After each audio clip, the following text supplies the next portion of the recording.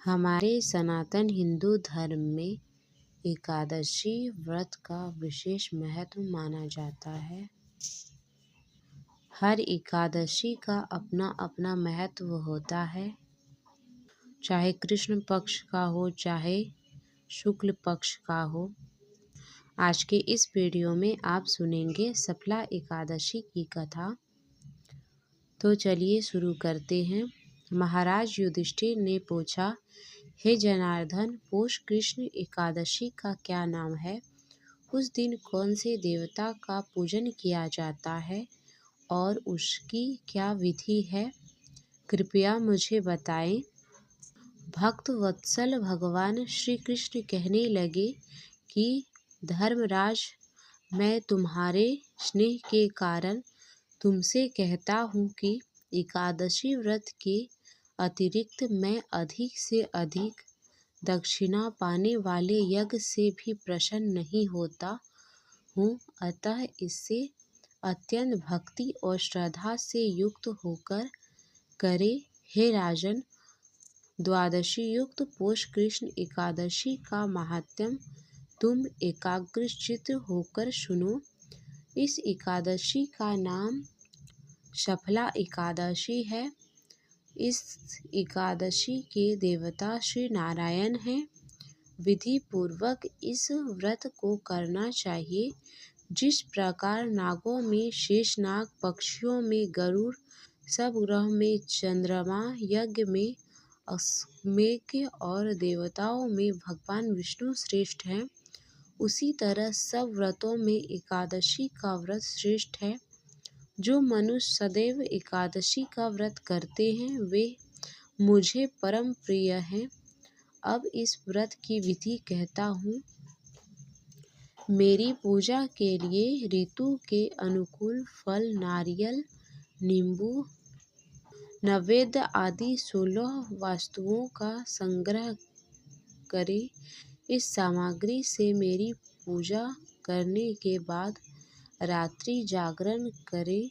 इस एकादशी के व्रत के समान यज्ञ, तीर्थ, दान, तप तथा और कोई दूसरा व्रत नहीं है।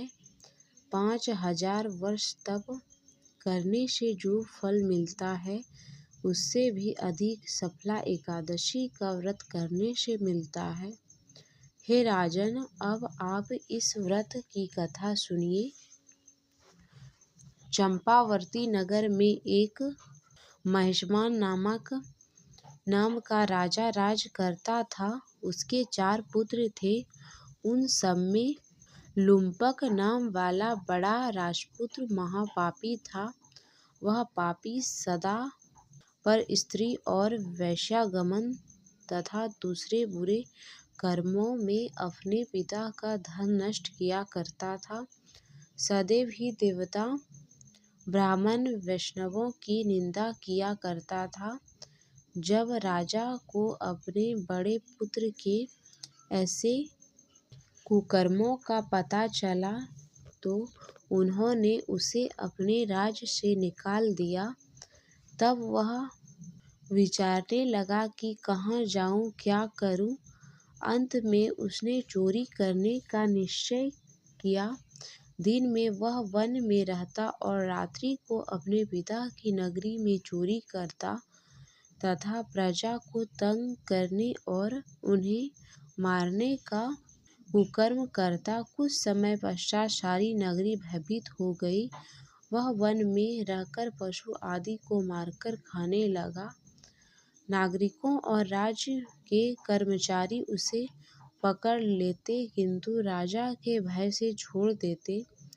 वन के एक अति प्राचीन विशाल पीपल का वृक्ष था। लोग उसकी भगवान के सामने समान पूजा करते थे। उसी वृक्ष के नीचे वह महापापी लुम्पक रहता था। इस वन के को लोग देवताओं की क्रीड़ा स्थली मानते थे। कुछ समय पश्चात पौष कृष्ण पक्ष की दशमी के दिन वह वस्त्रहीन होने के कारण शीत के जलते सारी रात्रि सो नहीं सका। उसके हाथ पैर अकड़ गए। सूर्योदय होते होते वह मूर्छित हो गया। दूसरे दिन एकादशी को मध्याह्न के समय सूर्य की गर्मी पाकर उसकी मूर्छा दूर हुई।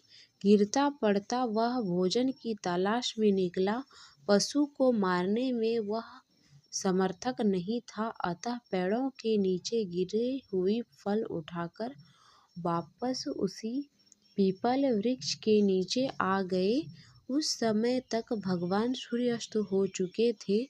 वृक्ष के नीचे फल रख कर कहने लगा, हे भगवान, अब आपके ही अर्पण है यह फल, आप ही तृप्त हो जाइए। उसी रात को दुख के कारण रात्रि को भी नींद नहीं आई। उसके इस उपवास और जागरण से भगवान अत्यंत प्रसन्न हो गए और उसके सारे पाप नष्ट हो गए। दूसरे दिन प्रातः एक अति सुंदर घोड़ा उनके सुंदर वस्तुओं से सजा हुआ उसके सामने आकर खड़ा हो गया। उसी समय आकाशवाणी हुई कि हे राजपुत्र, श्री नारायण की कृपा से तेरे पाप नष्ट हो गए हैं। अब तू अपने पिता के पास जाकर राज प्राप्त कर। ऐसी वाणी सुनकर वह अत्यंत प्रसन्न हुआ और दिव्य वस्त्र धारण करके भगवान आपकी जय हो कहकर अपने पिता के पास गया। उसके पिता ने प्रसन्न होकर उसे समस्त राज्य का भार सौंप दिया और वन का रास्ता लिया। अब लुम्पक शास्त्र अनुसार राज्य करने लगा। उसी स्त्री पुत्र आदि सारा कुटुंब भगवान नारायण का परम भक्त हो गया। वृद्ध होने पर वह भी अपने पुत्र को राज्य का भार सौंपकर वन में तपस्या करने चला गया और अंत समय में वैकुंठ को प्राप्त हुआ। अतः जो मनुष्य इस परम पवित्र सफला एकादशी का व्रत करता है उससे अंत में मुक्ति मिलती है। जो नहीं करते वे पूंछ और सींग में रहित पशुओं के समान हैं। इस सफला एकादशी के महात्म्य को पढ़ने से अथवा श्रवण करने से मनुष्य को अश्वमेध यज्ञ का फल मिलता है।